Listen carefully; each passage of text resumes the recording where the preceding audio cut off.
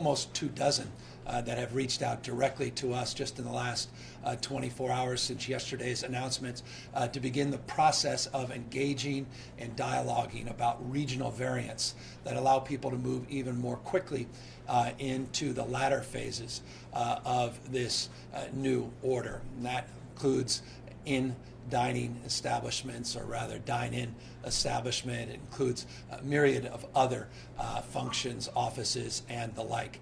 I think it's important for people to know the whole idea is that we will move through phase 2 together as a state. And while we want to see local variation and we want to see counties work with us to move a little bit quicker, we hope to be making announcements on a consistent basis over the next few weeks, moving everybody into this next phase.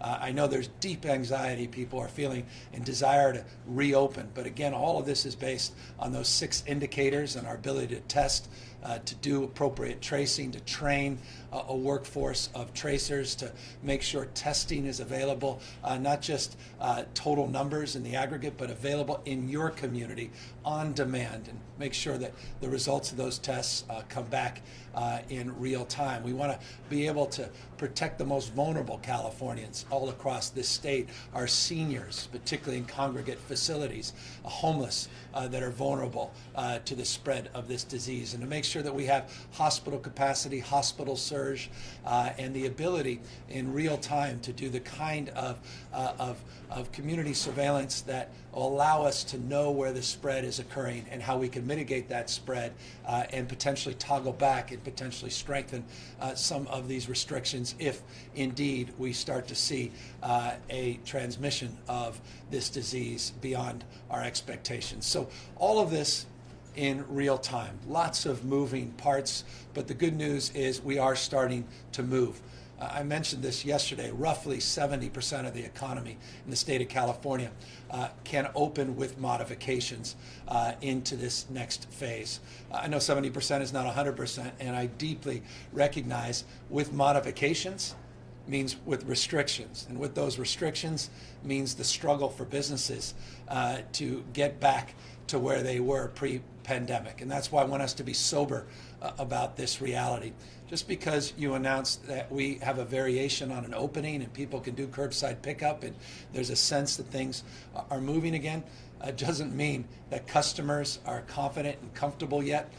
Doesn't mean that we are operating with the total number of employees we once were, or the kind of revenue and receipts that businesses were used to. Quite the contrary.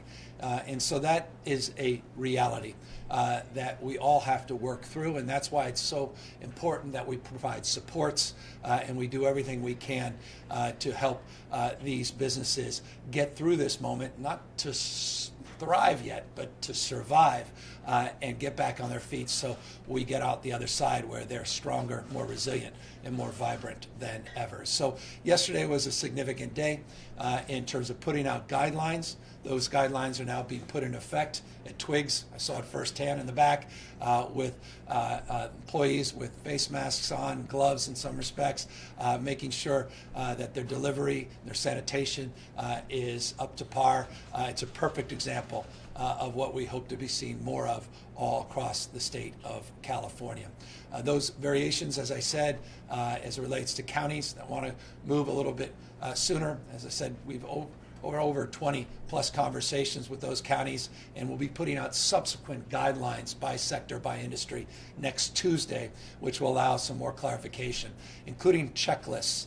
We have a new checklist that goes through issues around hand washing, sanitation, how to address the needs of customers through pickups, and how we can make the pickup and drop-off process for deliveries, as well as pickups for customers, easier and safer, how we can practice social distancing, physical distancing in environments that may be smaller like this, or even larger, some of these manufacturing warehouse spaces. So we try to tailor these guidelines as prescriptive as we can, with a frame of flexibility always, recognizing that the entrepreneurial spirit that built this business from a dream to an idea, pen to paper. That entrepreneurial spirit we also want to see advanced as we work through this next phase. And so we want to provide the kind of flexibility that we recognize is important, because no two flower shops are the same, let alone two sectors of the industry. And so each requires, I think, a kind of specific frame and specific specific guidance that can be afforded at the local level. And so that's a big part of, again, our advancement and thrust as well. So just wanted to sort of kick this off this day, this momentous day in terms of a meaningful modification of the stay-at-home order, update you on that progress, and wish all of our mothers a happy Mother's Day. I also want to update you on a few other key developments that have occurred in the last 24 hours since we last met yesterday. Because of the number of masks that we're getting in, and this is foundational in terms of moving into the second phase, the ability to provide the face coverings, to provide the personal protective gear for businesses large and small. Today we're distributing some 2 million masks to farm workers. Today we're distributing over 500,000 masks to small grocers all across the state of California. Hundreds of thousands of masks in other sectors of our economy are being distributed. We'll be making announcements on a consistent basis of subsequent distribution of PPE outside of just the healthcare system. And yes, we are sending out millions and millions of other masks into the healthcare sector, to our skilled nursing facilities, our assisted living facilities, and into our hospital system as well. We're not neglecting that. We're just substantially enhancing our capacity to deliver a larger quantity of masks because we've been in receipt of a larger quantity of masks. I woke up this morning, 31.7 million procedure masks are now in our inventory. Every day it's growing, every day we're getting more out, and obviously that demand is significant, but it is a very good sign that we're beginning to turn the corner on PPE. We also are continuing to see good signs on the testing. Over 875,000 tests have been done in the state of California, over 32,000 tests in the last 24 hours. We put out that new testing site. I want to encourage you to take a look at that site. Over 100,000 people have availed themselves to this testing site. COVID-19, covid19.ca.gov, covid19.ca.gov. And you can type in, go to the link around testing, you could type in your zip code, and you can find out the closest, the most proximate testing site. And in the majority of the cases, not every case, there is an online reservation component. We have substantially improved our testing distribution, particularly with OptumServe and with Verily. We still have a lot more work to do. To address all the testing deserts, but we have made some real progress to do justice to rural concerns and the concerns of Black and brown communities in particular. So again, I hope people take advantage of that site. We want more people tested. It's foundational in these efforts. And as we have noted, the more people tested, likelihood to see those numbers of positives increase. But there is a rate, and the rate I referenced yesterday is a rate you'll hear a lot about, this case rate. And that's the percentage of people testing positive based upon the total number of people we're testing. And that is one of the foundational numbers, foundational rate that will make our determination of how quickly we can move into the subsequent phases in this pandemic, not just through phase 2, which we're in, but phase 3, and ultimately into that final phase, phase 4, when we go back to events and concerts and large sporting stadiums and arenas and the like. And so we continue to want to remind you, need to remind you of the incredible importance of vigilance at this moment. This pandemic has not gone away. We may be exhausted by it. We may be chomping at the bit to get back to some semblance of normalcy. But we had 1,898 new positive cases yesterday, 1,898 new positive cases. We had 81 individuals and families that were torn apart because of the loss of a loved one. For those that think this emergency is gone, that think this pandemic is behind us, I don't need to remind them of what they see or should be paying attention to when they watch the nightly news, but I hope they're paying attention to these nightly reports that we put out in terms of the total number of lives lost. 81 lives lost because of COVID-19, lives completely torn asunder because of this. Not just numbers, not just statistics, human beings and families. And so I extend, again, our condolences to all those families, and I extend caution to other families that think, well, we got this. This is behind us. It's sadly and tragically not. Close to 2,000 more tested positive in the last 24 hours. 81 people lost their lives. So vigilance, data-driven vigilance. Health first. Data with indicators that determine our next steps. Localism, where we recognize variation across the state. Not every part of the state will move at the same time, and that is a very healthy thing because that reinforces our data-driven approach. We would like all parts of the state to move quickly, and that will be determined on our behavior, on physical distancing, on continuing to abide by local health directives, and recognizing that if you're in the Bay Area, those directives do not sadly include today the opening of an establishment for curbside pickup like this. But here in Sacramento it does, in other parts of the state it does. And so it's incumbent upon us to recognize that variable, which is regional variability.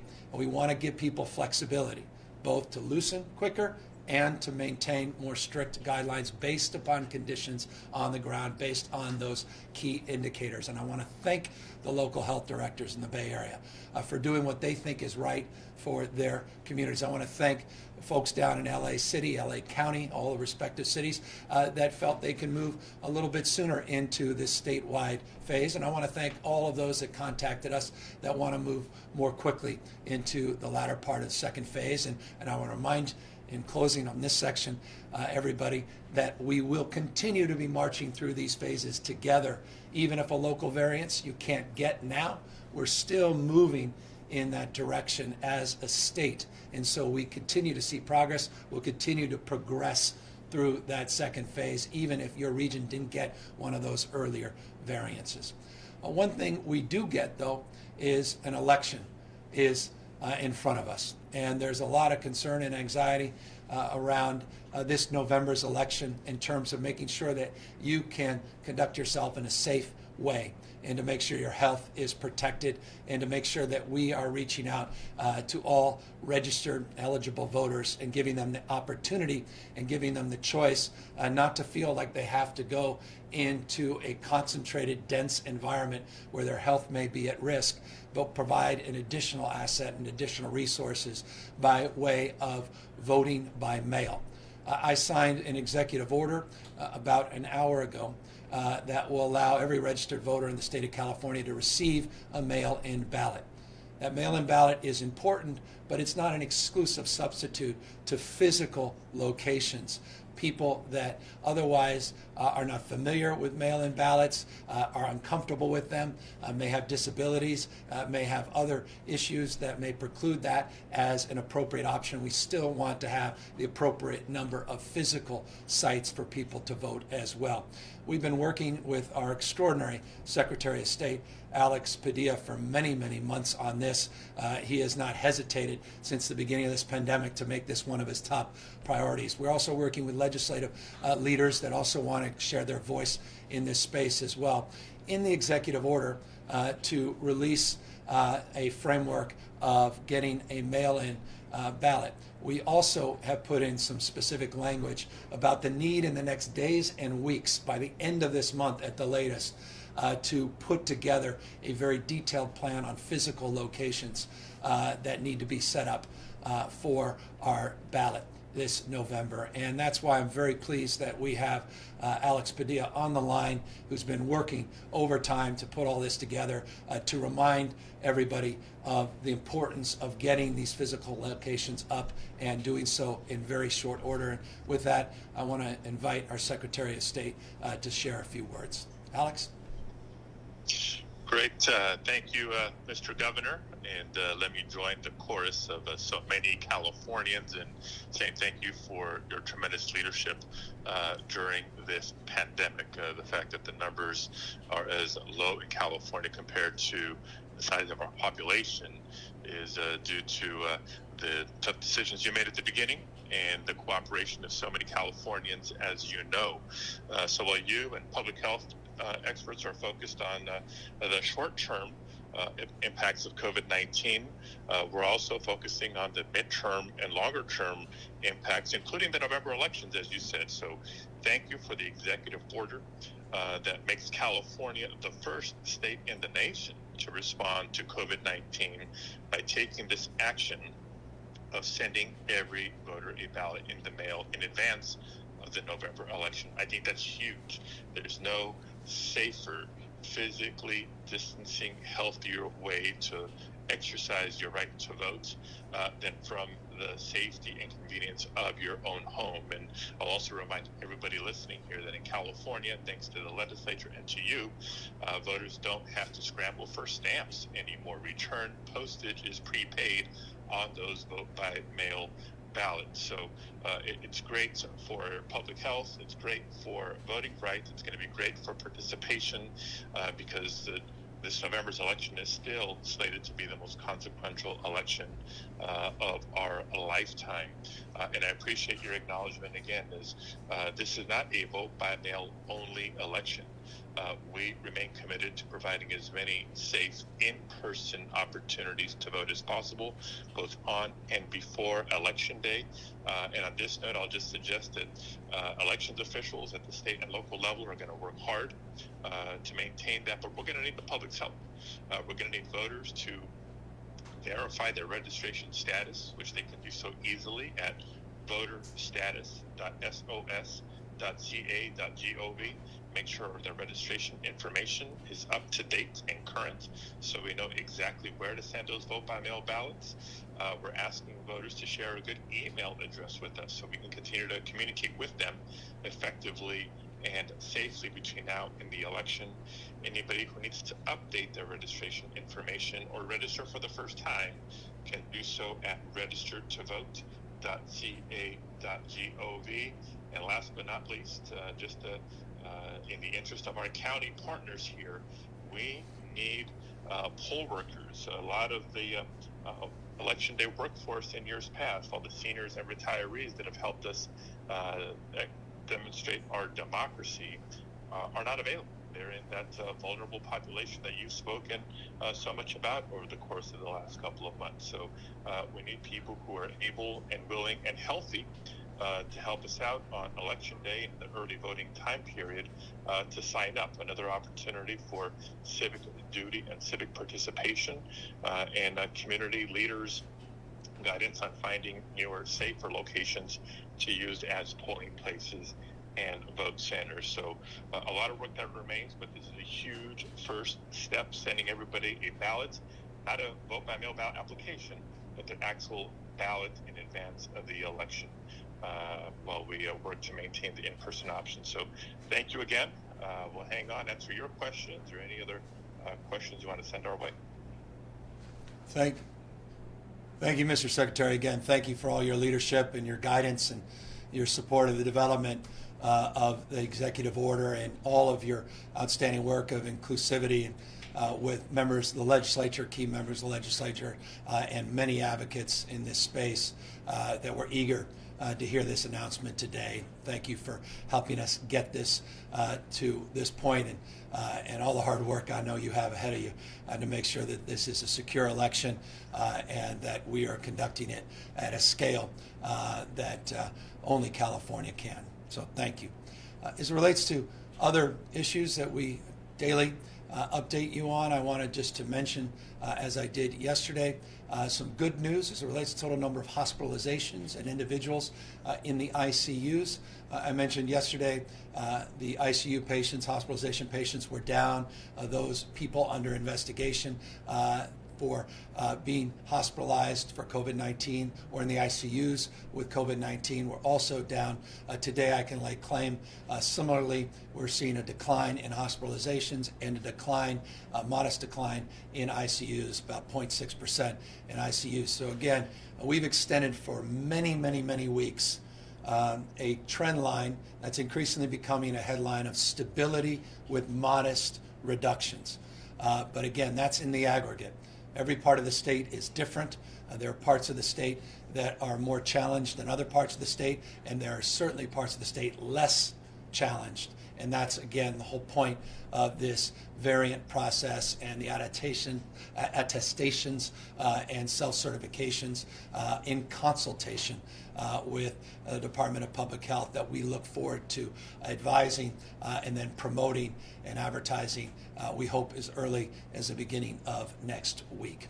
If we continue to do the good work, as Alex said, 40 million individuals that are doing their part on physical distancing, wearing face coverings where it's difficult to do that, then we will be deeper into this next phase sooner than most people believe. And I said this a few weeks ago, and based on the data, I'll say it again, a few weeks later. That's weeks, not months, that we together, not just regionally, but together can move into this deeper phase of phase two if we continue that good work and that good progress. I mentioned a lot of good work and real progress that was done down in Orange County and getting the county supervisors to join with those cities in Newport and Huntington and others to align with the good work being done in Ventura County and San Diego County and LA County and others. We just want to again thank all of those local elected officials and advocates for working with us and working through some of the concerns and doing it in a way that I think does justice to this moment. I maintain again, there are exceptions of counties that are moving ahead in some parts of the state. I'll just caution, I mentioned the number of people at the alcohol beverage control that contacted bars that were open in some parts of the state that are putting the health of their employees at risk, putting the community at risk, and how just those phone calls and number of visits really served the community well. Many of those establishments saying, I get it, we're going to shut down. I can just note there's 33 salons that shut down in 2 counties in the last couple of days, similarly because they got a call from some of our state officials saying, is this the best thing for your employees? Is this the best thing for public health in your community? And they're now working with us in the spirit of collaboration and cooperation, and we're eager to get them open as well as quickly as possible as we move into these new phases. But we'll just see more of that if people get ahead of themselves. And again, I just don't want to put businesses in that position, and that's why it's really important that we work together as business leaders, as a broader community, and work with our public health officials, our hospital system, work with our county boards of supervisors, work with their organizations, the representatives of CSAC, League of Cities, and others to move together in a much more thoughtful and regional basis. And as I said, I have great expectation that will be the case. In the next few days, we will make visible a lot of that great work that's being done together. Speaking of work that's being done together, just briefly before we open up to questions, I want to thank the partnership we advanced with UCSF and with UCLA. The first cohort, we have the capacity to get to 3,000 people a week trained. We're starting with the first cohort of 500 individuals, a 5-day training, 20 hours of training for our tracing. Want folks to know, particularly in our immigrant communities, that we protect your data.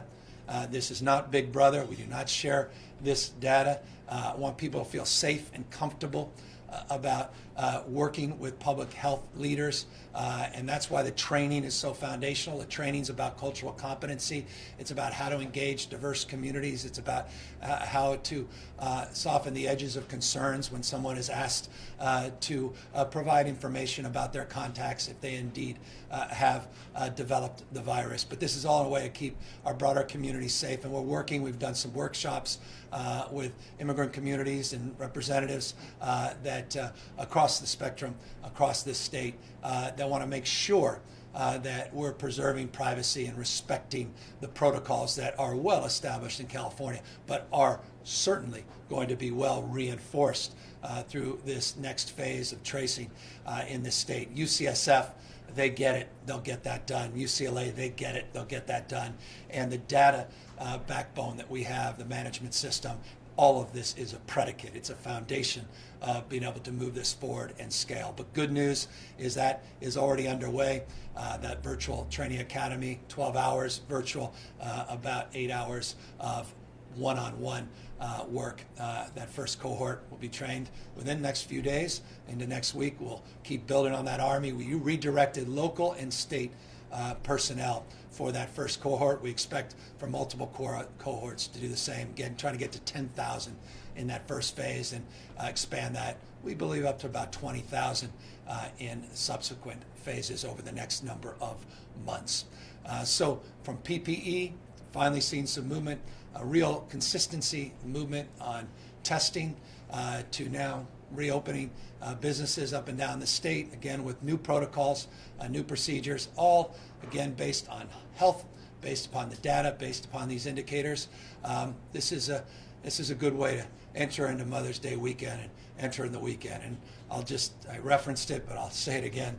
All the moms out there that are homeschooling their kids, taking care of their husbands in many cases, or their spouses, their loved ones, for all of those caregivers in status families that, just make us proud, that are really stepping up. And where we have uncles that are substituting as parents because of unique circumstances, and foster parents doing incredible work. I can go down the list. I want to also just extend deep appreciation to all of you, but always a little bit extra to women and girls that have a little bit more to do in these circumstances. And I know that just intimately. My wife's a perfect example of that. And you talk about superheroes. We talk a lot about heroes and essential workers, and then there are superheroes, those essential workers by day and those incredible moms by night. And so happy Mother's Day to all of you, and at least we can get these flower shops open so you can get appropriately supported. And please, in closing, for things, support local businesses. A lot of the big chains, because they were essential, because of food delivery in particular, they were able to outcompete at this moment.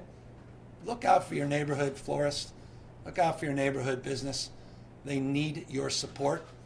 They haven't gotten the kind of support they deserve. You will be determinative whether or not they will survive. And so if it means you got to go an extra block or two, seek them out, find them, make some calls to the old business you went to, and don't just go to that big box retailer. They've had a little advantage on folks like this, and it's time to rebalance things as well. So that's it in terms of my opening statements. Of course, now happy to answer any questions. Hi, Governor. I'm Katie Orr, politics reporter with KQED, and I will be asking you questions on behalf of the press corps. So first question does come from KQED. The national unemployment rate, we found out, rose to 4.7% in April. You've already announced a $54 billion budget deficit for the state for this fiscal year and next. So my question is, with unemployment rates so high, are you worried about the years following that? And also, are you considering declaring a budget emergency that would let you tap into the state's rainy day fund? We're working with the legislature on the technical decisions, but suffice it to say, we will have to pull from our reserves. The size of our deficit is much greater than the size of our reserves. The reserves are historically high. I want to remind people that we 9 weeks ago had announced a projected $6 billion projected surplus in the state. We had record low unemployment in the state of California. We had previous fiscal year paid off that wall of debt. We were beginning to pay down pension obligations, and we were managing ourselves with an efficiency and effectiveness that I think does justice to the expectations of taxpayers across this state. We are now projecting tens of billions of dollars of revenue shortfall, and then increased costs related to caseload to support the most vulnerable slipping through the cracks. You're right. The unemployment rate that came out today was second, and this is the national unemployment rate, second highest to the Great Depression. Those numbers are lagging. Let me assure you, those numbers understate the unemployment rate in this country. Those are jaw-dropping numbers, but absolutely numbers we've been foreshadowing for many, many weeks here in the state. I mention almost on a daily basis, at least every other day, the number of individuals asking for unemployment insurance in the state of California. 4.3 million people just since March 12th. And I say just since March 12th because we had people filing for unemployment that were unemployed before this pandemic. We may have had the lowest unemployment rate, but it was not zero. So you start with that baseline, and you add 4.3 million people to a workforce that's north of 18 million, do the math. We're not at 14.7%. The state of California is north of 20% right now. I haven't seen any reporting on this, but I've been implying this for many, many weeks, and I don't mean that to alarm. I don't mean that to enliven any more anxiety. It's a very sober reality, and it's reflected in our expectations.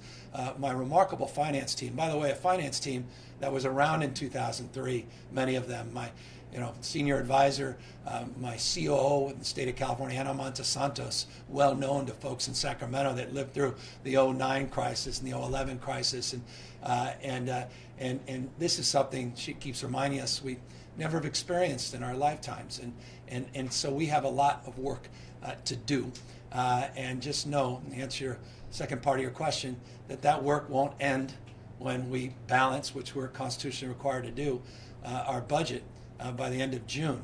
That work will continue into the next few years, and so we want to architect solutions looking out at the next few years. We don't want to delay tough decisions, because if we delay tough decisions, they're made excruciatingly difficult on the back end. And I want to applaud some of the work that was done in the LAO's office in terms of some of their frameworks around solutions that are in broad strokes in line with some of our thinking that we will be making public on May 14th with my May revise. But this is a sobering time when it comes to people that have been hard hit by this pandemic, and it's reflected in the need to safely, thoughtfully, with a health first framework, look at reopening sectors of our economy as long as we can protect people's public health, and in closing, recognizing that public health manifests as social determinants of poverty and economic stress as well. So we're very mindful. This is not just public health as it relates to C-19. It's also public health as it manifests in people's poverty and exacerbated conditions related to poverty that also must be considered as well. We've gotten several questions from journalists about the federal stimulus. You support more than $1 trillion in aid for states, which Republicans in Congress have been hesitant about. So how would that impact California if we do not get that money? And have you asked President Trump about whether or not he thinks that will happen? Yeah, so the question is an important one. It's one that we rhetorically posed yesterday, and let me directly answer today. We cannot do justice to the needs of 40 million Americans, Republicans and Democrats in this state that need us now more than ever without the support of the federal government, period, full stop. This magnitude of the crisis and its reality that is now beginning to take shape knows no state boundaries. It doesn't know blue versus the hue and color of red. It knows only one thing, that this pandemic has impacted the entire economy, not only in the United States, but the world's economy.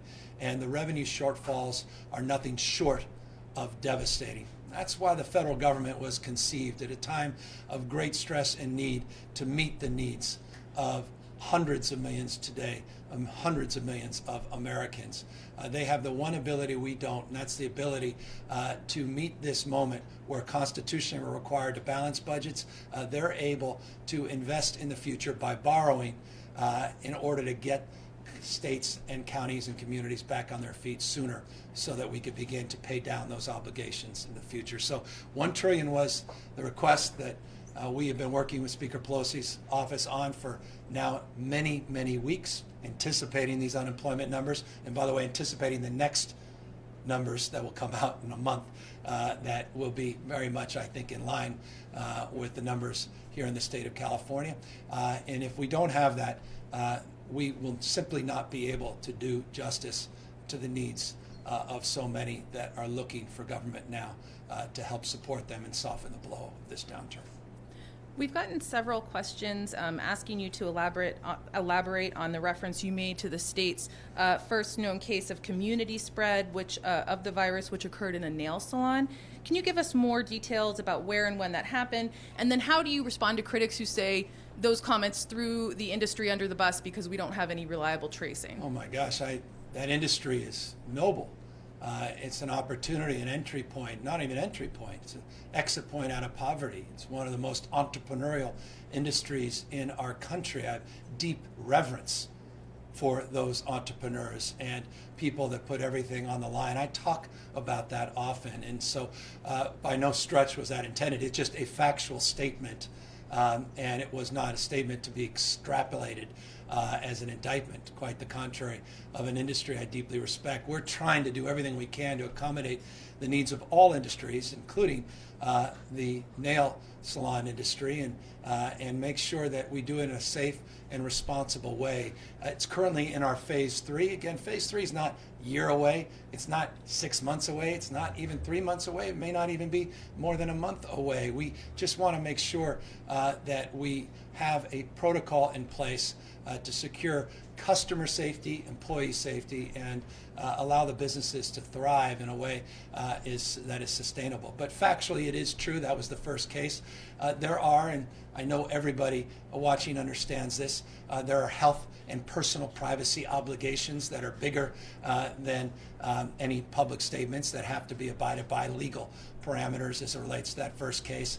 To the extent legally and those health considerations can be made more public, we'll make them more public. Interestingly, was picked up yesterday. I've mentioned it on a couple of occasions in the past, but now, understandably, I think people are touching in on some points of emphasis that generated, obviously, some interest, which I appreciate. There have been some local officials in counties who want to reopen quicker than the state, who have said the criteria, that the indicator that they need to have no new deaths for 2 weeks is essentially something that no county, particularly any large county, could meet at this point. What is your response to that? Would you see making any county-specific exemptions? Yeah, look, we said this is a fluid process, but there are many, many counties that just on that one indicator. Remember, there are many different criteria and indicators that must be met, and plans, containment plans, and the like that are required to move into that next phase. But on that one indicator alone, there are many, many counties that fall in to that space. Look, we're going to go into this not blindly, not in a political mindset, but very judiciously based upon health and data. That's what our health folks are saying they need to see. CDC has guidelines that they put out. And by the way, a lot that we have taken advantage of in terms of helping us augment our own guidelines, and we're very grateful to the good work of the CDC in that respect. The larger counties, remember, I will say this and hope this was clear, and I'll try to reinforce it. We are moving into phase 2 together. There's variations for some counties that can move a little faster, but we are moving through phase 2 together. And so that criteria, specific criteria you referenced, is to move a little faster in the phase 2, but we're still moving through phase 2 together nonetheless. And so over the next few weeks, we'll be making subsequent announcements for the entire state, not just those that meet those more restrictive criteria. We received several questions about nursing homes. Are you considering giving nursing homes immunity from most COVID-related lawsuits, civil and criminal, as some other states have done? Well, we have dozens and dozens of executive orders we put out one today on elections. We signed another on a series of smaller items but meaningful items that we'll make public this afternoon. We talked about our workers' comp guidelines that we put out just a few days ago, which are foundational in protecting workforce here in a business that are starting to reopen. The immunity question is one we're working with stakeholders, have been for weeks, and going back and forth. That one at this moment is not ready for any announcement, but no, we are working with stakeholders on seeing if there's something we can do together, also working with legislative leaders in that same space. Another question on nursing facilities. Will the state ask for universal testing of all skilled nursing facility residents and workers like LA and San Francisco are now planning to do? And who should be the priority for testing at this point besides healthcare workers? Well, since we're the first state to lift the prioritization of testing beyond the CDC guidelines to people that were asymptomatic in these same facilities, let me take advantage of having Dr. Galley here, who led that effort with his testing task force, talk more specifically about where he where he believes we will be very shortly in terms of that issue. Thank you, Governor, and thank you for the question. We continue to work with our stakeholders, both industry leaders as well as advocates, around what is the right way to get many more people, both working and those residents in skilled nursing facilities, tested. We recognize that it's a major priority. The number of individuals who've tested positive and go on to be hospitalized out of skilled nursing facilities is higher than in the general community. So it's obviously, and since day one of our response here in California, we have been focused on how to ensure the safety of both workers and residents in skilled nursing facilities. As we've increased the availability of testing, we have been working with counties and operators and others of skilled nursing facilities to ensure that testing is made available, that we've brought the OptumServe sites to align with certain facilities that need testing. So we will continue to build that. We are absolutely on the road to make sure that counties where there are facilities where there's identified cases and many that do not have that testing available, so that both the staff, the residents, and their families can know what's going on in those facilities, and that we could respond appropriately with additional support around infection control and ensuring that those facilities, which serve such an important role in our communities, protecting those individuals who've built up California, and make sure that we can keep them as safe as possible. I look forward to the day when we have no site that has a limit in its testing capacity, so that when it needs to be, when we need to have testing in those facilities, we are able to in a moment's notice. And again, the skilled nursing facilities are our top priority. You've heard a series of announcements going back to the beginning of this pandemic. I just want to note members of the USNS, the Mercy, came on their first cohort to help support skilled nursing facilities today in Southern California and the LA region. And it's just one example. VA has been doing the same. The National Guard we put out as well to get medical personnel. Just give you an update. Roughly about 4,500 individuals just in the skilled nursing facilities. Remember, we have 1,224 skilled nursing facilities. We have about 4,500 people. That includes staff, not just patients, that have tested positive for COVID-19 in about 300 facilities. A little over 300 facilities out of the 1,200. So again, this is a top priority, and it's just a perfect reminder. There are parts of the state, Tulare is a perfect example, that have been devastated by outbreaks in these skilled nursing facilities. And so many of the numbers, so many of the people that are losing their lives are our seniors from the greatest generation that built the middle class. So much of what we have here today, the abundance that is the American mindset, came because of that greatest generation. And their mindset was save and invest. That greatest generation must be saved, and we need to invest in them. Okay, and I'm being told this is the last question. Given the budget outlook, can California continue paying for the surge hospitals beyond their current lease terms, given the fact that the state could see a spike in infections in the months ahead? Yeah, I mean, I think that question answers itself. The fact that we could see a surge, what greater mistake could someone make than actually having facilities ready to go on a moment's notice and saying, you know what, let's pack up, we got this, only to find out we don't, and we're scrambling to save people's lives.